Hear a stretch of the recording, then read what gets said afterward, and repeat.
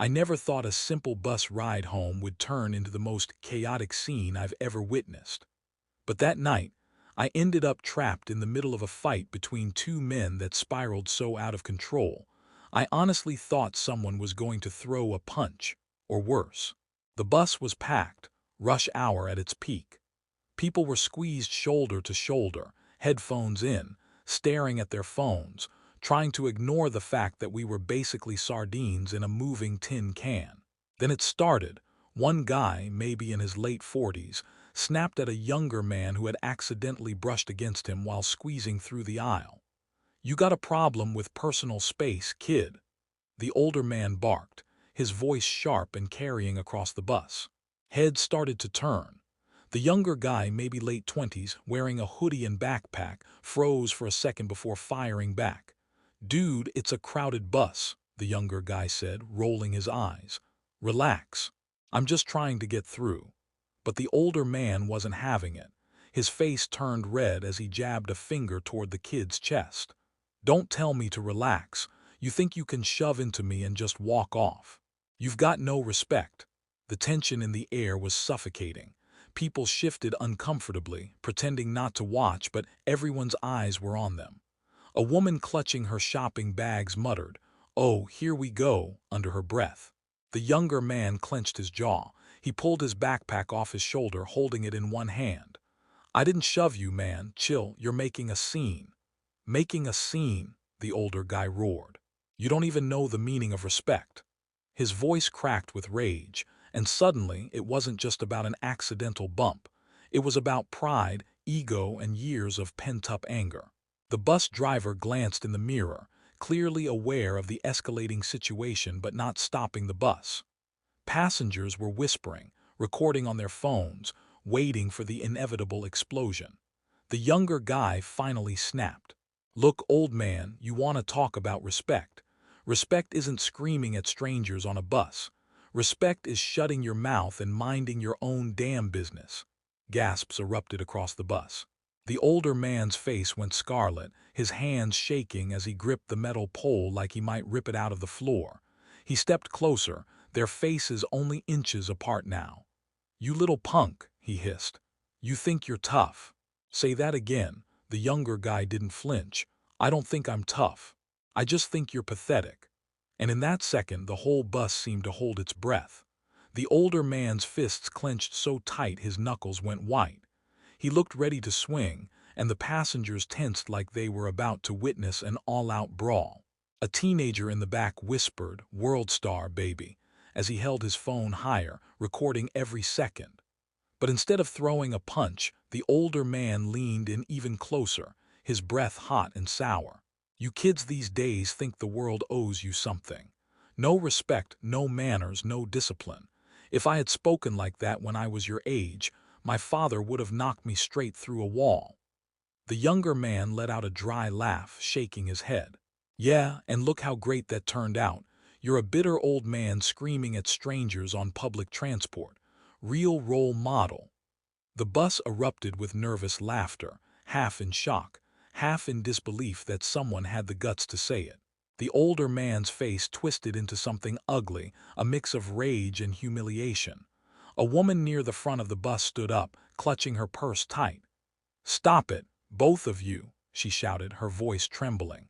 "There are kids here." Her little boy peeked out from behind her coat, eyes wide. But neither man backed down.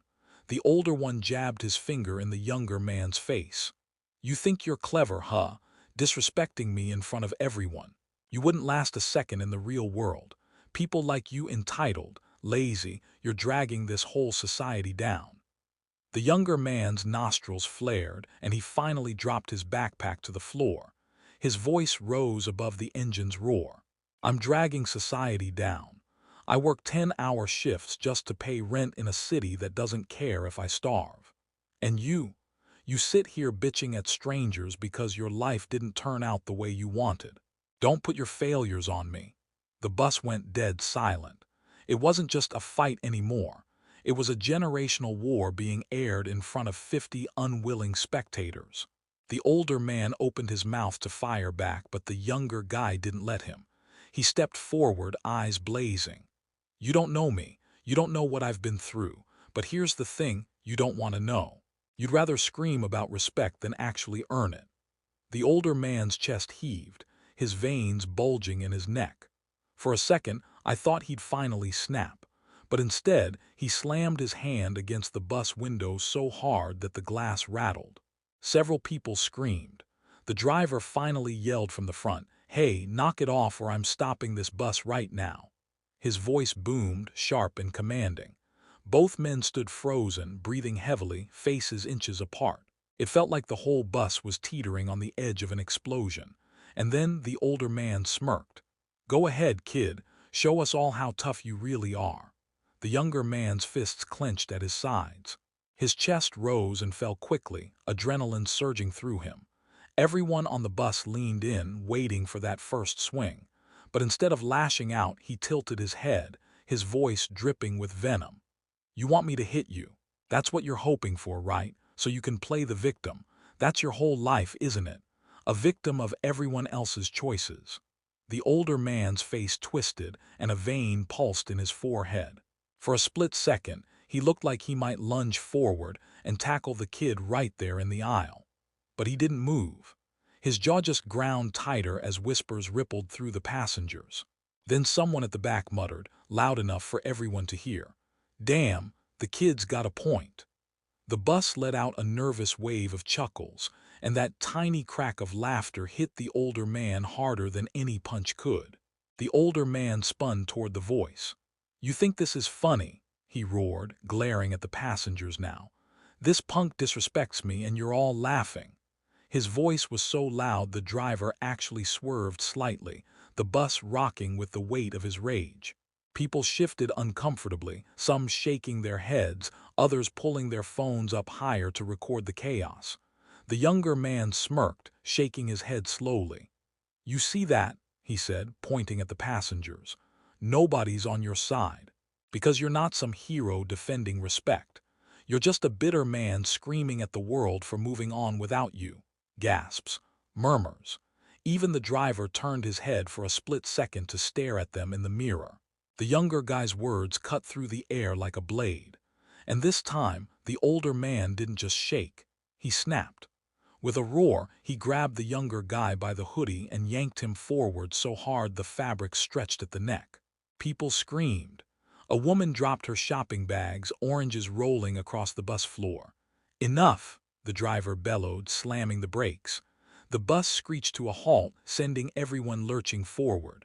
The two men stumbled, still locked in their clash. "Let go of me!" the younger man shouted, shoving the older man back with both hands. The older man staggered into a pole, his head nearly colliding with the metal. Gasps echoed as someone shouted, "Call the cops!" The younger man stood there, fists clenched, chest heaving, while the older man straightened, his face twisted with fury and humiliation. The air was so thick with tension it felt impossible to breathe. And just as it seemed like fists would fly for real, blue and red lights flickered outside the bus windows. The flashing lights outside cast an eerie glow across the packed bus. Everyone pressed against the windows, phones out, whispering frantically. The driver pulled the bus over and stood up, his face pale with anger. "That's it. I've had enough. Both of you are done." The older man barked back. He started it. "This little punk shoved me and disrespected me." His voice cracked, desperate, almost childlike now that authority had arrived. The younger guy let out a bitter laugh. "You're unbelievable. You dragged this whole bus into your tantrum, and now you're crying for help. You humiliated yourself." His words were sharp, but there was exhaustion behind them too, like the weight of everything he'd been holding in had finally spilled out. Gasps and murmurs filled the bus again as two police officers boarded, their radios crackling. The older man's face went pale as they approached. "All right, what's going on here?" one officer asked firmly, scanning the tense crowd. Half a dozen voices immediately erupted. He grabbed him. They were about to fight. "It's all on video." Phones shot forward, screens glowing with proof of the chaos. The younger man raised his hands. "I didn't touch him until he yanked me by the hoodie. Check the recordings. Everyone saw it." The older man's voice broke as he tried to defend himself. He disrespected me. He mocked me in front of everyone. That's not a crime, the officer snapped, cutting him off. But grabbing someone, that's assault. The officer's words hit like a gavel. The older man froze, his mouth hanging open, the reality sinking in. For the first time all night, the balance of power shifted completely. The crowd was no longer watching a fight. They were watching a man unravel. The officer motioned for the older man to step off the bus. "Come with us, sir." His hands shook as he pointed at the younger guy one last time. "You'll regret this," he hissed, but it came out weak, hollow, almost pitiful. The younger guy just shook his head slowly. "No, the only one regretting anything tonight is you." As the officers led him off the bus, the passengers burst into chatter. Some clapped, some laughed nervously. A few comforted the little boy who had been crying in his mother's arms. The storm had finally broken. The bus driver sighed heavily, gripping the wheel. "All right, folks, let's get moving." But as the engine roared back to life and the bus rolled forward, the younger man stayed standing, staring out the window at the older man being placed in the back of the police car. His hands were still trembling, not from fear, but from the weight of everything that had just happened. And for a moment, the entire bus was silent again. The bus rattled back into motion, but the atmosphere was still heavy, like the fight had left an invisible scar hanging in the air. People whispered in small groups, replaying the scene, showing each other recordings on their phones. The younger guy finally sat down, but his legs bounced restlessly, his fists still clenched tight on his knees. An older woman sitting across from him leaned forward and spoke gently. "You did the right thing, son. He was out of line." Her voice was kind, but it carried the weight of someone who had seen too many fights like this in her lifetime. The young man exhaled slowly, finally loosening his grip. "I wasn't trying to start anything. I just wanted to get home." His voice was tired, almost broken. "But people like him. They always think they can tear you down and you're supposed to just stay quiet." A few passengers nodded, murmuring agreement. For the first time since it all began, it seemed like the crowd wasn't just spectators, they were on his side. Still, not everyone agreed. A man in a business suit near the back scoffed loudly. "You should have just ignored him. Now the bus is late, the cops had to come, and you've made a spectacle of yourself." His words sliced through the brief calm. The younger guy's head snapped toward him. "Ignored him. He grabbed me. He humiliated me in front of 50 people for no reason. You think silence fixes that?" The businessman shrugged, his face cold. "Sometimes silence is better than feeding the fire. Now everyone knows your face because you couldn't keep your mouth shut." The younger guy's jaw tightened, his eyes flashing with frustration. He opened his mouth to snap back, but the older woman across from him gently touched his arm.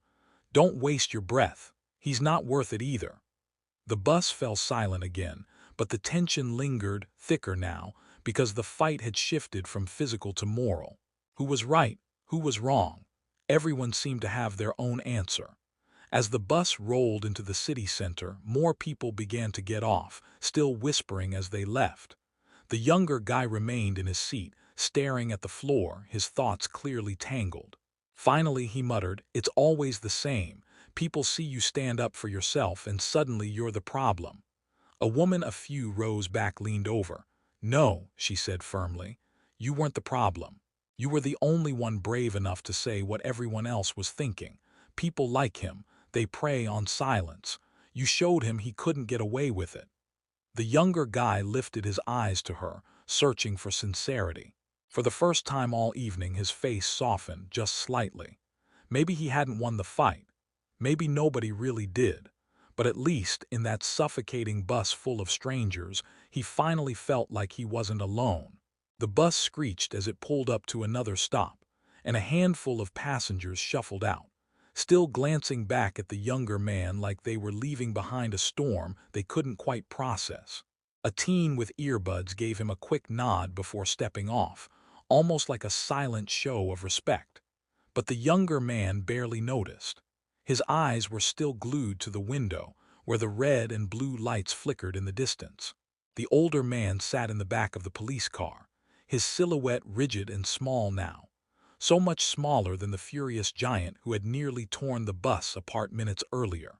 A strange mix of triumph and guilt twisted in the younger guy's chest. Part of him felt like justice had been served, but another part couldn't shake the image of that broken man, shouting about respect like it was the last thing he had left. He rubbed his temples, his pulse still racing. "What if I pushed it too far?" he whispered, more to himself than to anyone else. The older woman across the aisle leaned forward again, her tone softer this time. "Don't carry his burden, son. He made his choices, you just defended yourself." But her reassurance didn't ease the heaviness in him. He thought back to the man's words, entitled, lazy, no respect. They weren't new. He had heard them before, from bosses, from strangers, even from his own father during late-night arguments. Every insult on that bus had been a trigger, scratching old scars that never really healed. "Maybe he wasn't just talking to me," the younger guy muttered. "Maybe he was yelling at every version of me he's ever hated." His voice cracked at the edges, like he was admitting something he'd never dared to say aloud. The woman sighed deeply. Or maybe he was yelling at himself. The bus went quiet again, but this time it wasn't heavy, it was contemplative. Passengers were no longer just bystanders. They were witnesses to something raw, something painfully human. As the city lights blurred past the windows, the driver's voice broke the silence. "Last stop coming up, folks."